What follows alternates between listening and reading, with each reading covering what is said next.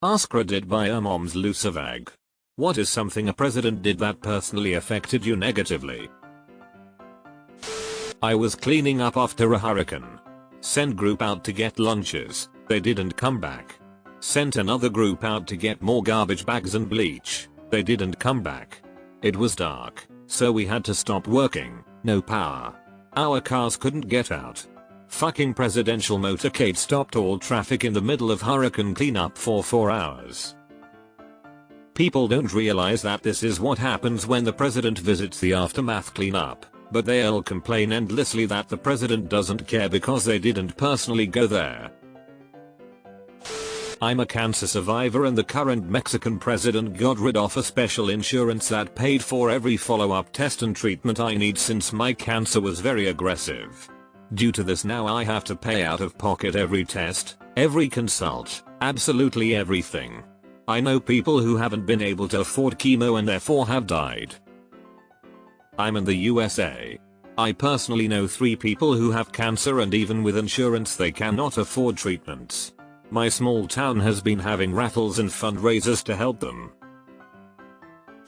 No Child Left Behind directly affected my teaching and which kids were promoted. As a parent I hate No Child Left Behind as well. My ex and I had to fight tooth and nail to get our son held back even though it was obvious how much it would help him. They just kept saying we'll cross that bridge when we get to it. It was infuriating. Clinton and Bush made me do fitness tests. I took that personally. The fitness gram pacer test. When Clinton was campaigning for his second term he planned a rally in the small town I was living in at the time. His motorcade shut down half the state when he was traveling through, which pissed off a lot of people, but what really annoyed me is this rally had some jackass banging on a big drum all day long, but the roads were all closed so I couldn't get out of town while it was going on. The worst part is he never even showed up, so it was all for nothing. I'm still a little irked about that one.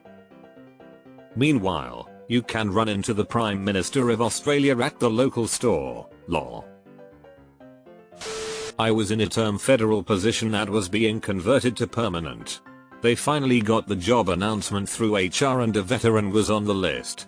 This person was not qualified and had applied to many positions at this location before and always turned the job offer down. He waited until the last day in his 2-week period to turn down the job. This meant that they could offer it to me on the following Monday. Well, that Saturday, as a part of his first day in office, Trump enacted a government-wide hiring freeze. The job cert timed out. It directly impacted my earning potential for my entire career as well as my retirement. He directly screwed me over on day 1. In 2008, due to shifting presidential priorities, my lab suddenly lost the bulk of its funding. We went from 30 people, students, faculty, staff, to 12 to 8 because suddenly agencies didn't have discretionary research budgets and the fight for funding was insane. George W. Bush's No Child Left Behind Act.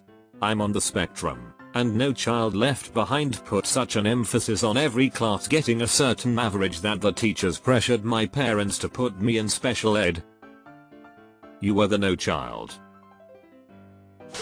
Back before he was the president, Ronald Reagan apparently personally had a relative of mine fired from their state, California, job when that relative wrote a letter to the editor that was published that was critical of a policy that Reagan had put forward. No way. My grandpa worked at the Capitol under Reagan and he grew out his beard in solidarity with the students of UCB who were protesting the war. He had to meet with Reagan and he was kicked out of his office because Reagan said we have enough bearded hippies protesting in the streets. I don't need them in my office too. I wonder if your relative knew my grandpa. Obama gave a speech at my college in 2010 and he caused a massive traffic jam and large swaths of our campus became inaccessible and or very difficult to access for an entire day. The whole procession made me late to one of my lab classes hours before he was even scheduled to speak. Thanks, Obama.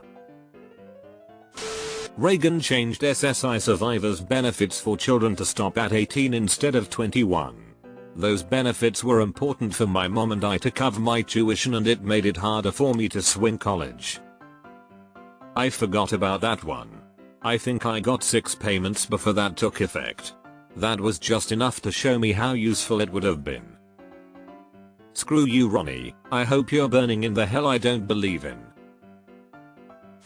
Trump limited mortgage interest deductions in 2017. Also the home office deduction, right? Right before everybody went to work from home. I think all the political discourse of the last 10 years has affected me negatively. I've become more cynical, less motivated, and more anxious. Gerald Ford punched me in the nuts. Dude was so kind and even-tempered. You must have really deserved it. My family and I are from Canada, and we decided we would spend Christmas one year in Hawaii. We had a great time. By the way, what a fantastic place to visit. During the trip home, there was a delay in our flight leaving because Air Force One had to leave, and they get priority and all the air traffic gets grounded. President Obama is the only American president who has ever personally inconvenienced me. Obama got me to on a motorcade in Hawaii. Waited for an hour on an on-ramp while his entourage blocked traffic.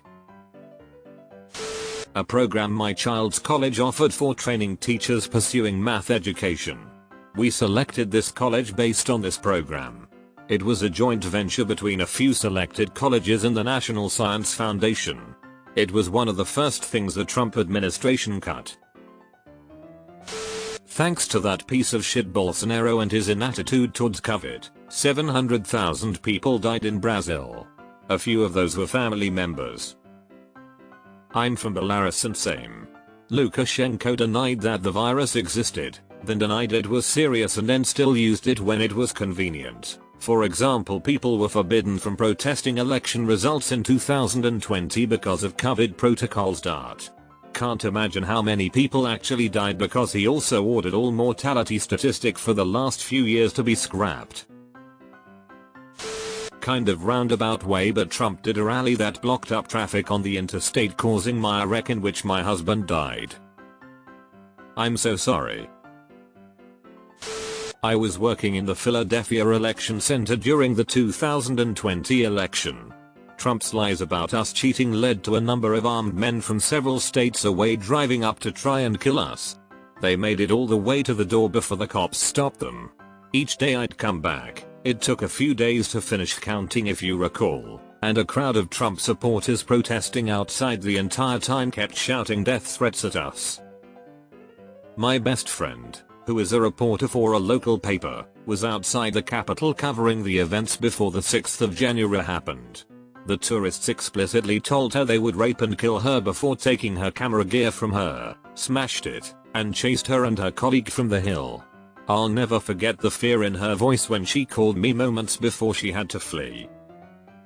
On a less dire note, an Obama presidential motorcade made me late to work once. Thanks, Obama. British example. The current Prime Minister's choice to make it harder to bring foreign members of your family into the country has meant that I have to look into leaving the UK entirely, since my fiancé is now unable to join me here. Anyone voting Tory in any country is an of-end. As a Russian, I don't know where to start, lol. Might as well write a book. A man in Arkansas owned an abusive Christian school. When he finally went to prison, Trump pardoned him. It had been 15 years since I went to that school. I didn't know I could be broken any further. But that news broke me. I hate Trump. He's a pedo advocate, a Nazi, barely human garbage. I thought Gov Huckabee had something to do with it too. Richard Nixon broke into my house at night and wrecked the place up. Iroo. Deleted. I've had to throw out my red choir hat and Punisher t-shirt.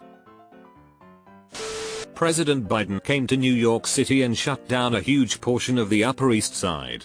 I was trying to get to urgent care for a cancer-related issue and it took me over an hour of extra time due to all the closed streets. Grover Cleveland spanked Grandpa Simpson on 2 non-consecutive occasions. If I had a nickel for every former president who has spanked a Simpson,